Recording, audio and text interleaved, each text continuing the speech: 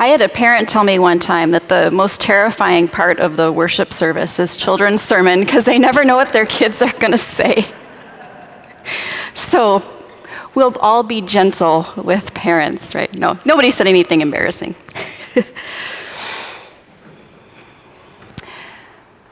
So we have just passed through a thin place. Did you notice? The past 3 days were Halloween, also known as All Hallows Eve, also known as All Saints Eve, All Saints Day, November 1st, and All Souls Day, November 2nd.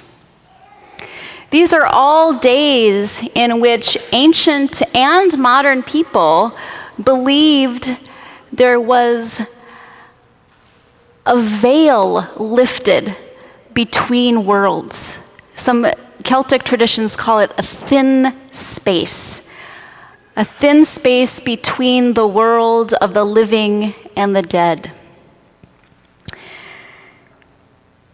Neighbors remake their front lawns to look like graveyards.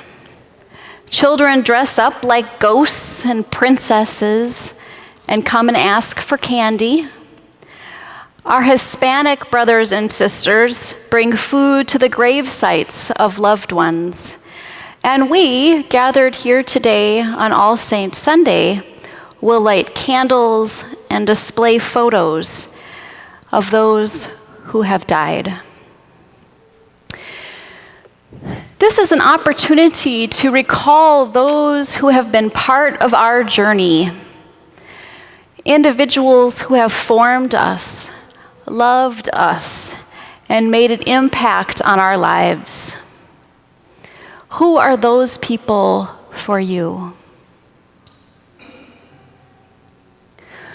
We remember with gratitude, knowing that we can't turn back the clock, but only find joy in the stories left behind.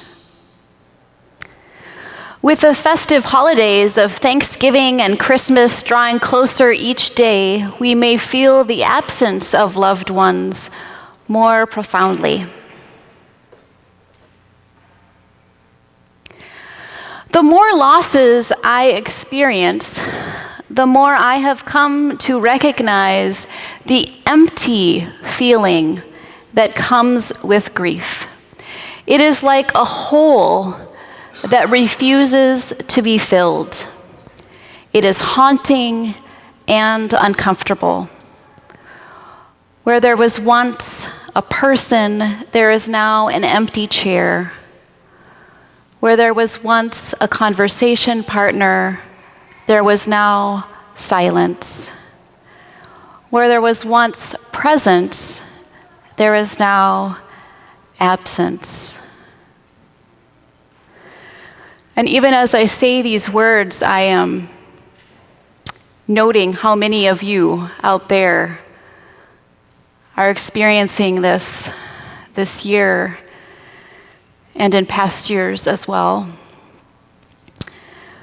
It is difficult to live in this space where the wanting is not filled, cannot be satisfied due to death. It is tempting to try, though, to see if we can somehow fill the empty with hobbies and food and drink and busyness. Those attempts are misled, for the empty is not the enemy. The empty is not the enemy. Far from it. That empty feeling is evidence of our longing for God and for love.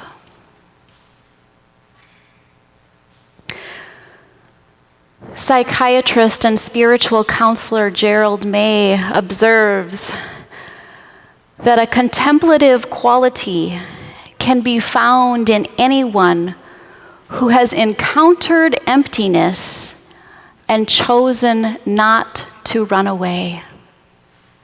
Are you one of the brave souls who has encountered emptiness and chosen not to run away?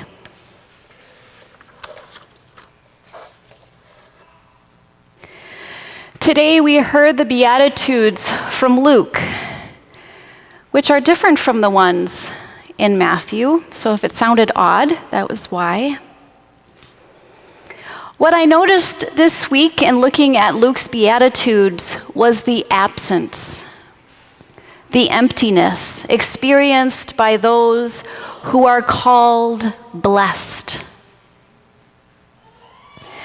Being poor is the absence of money.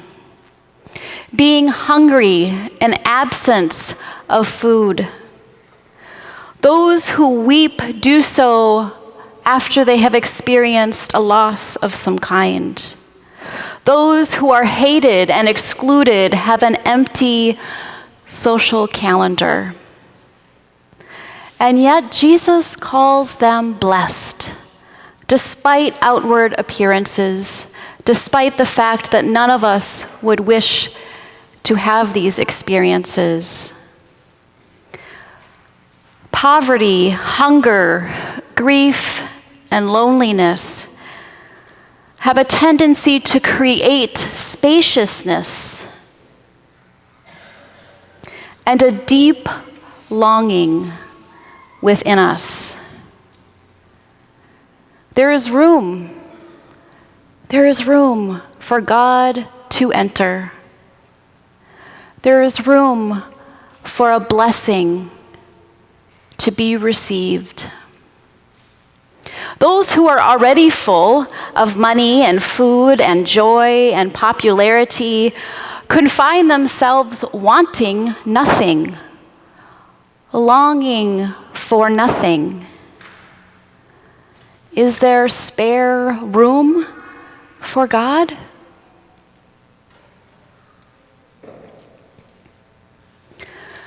My invitation to you on this All Saints Sunday is to befriend the emptiness, to see it not as an enemy, but as evidence of our longing for God and for love. To meet that longing with an openness. To meet that longing with an openness to the divine, and know that God would love to meet you there. Amen.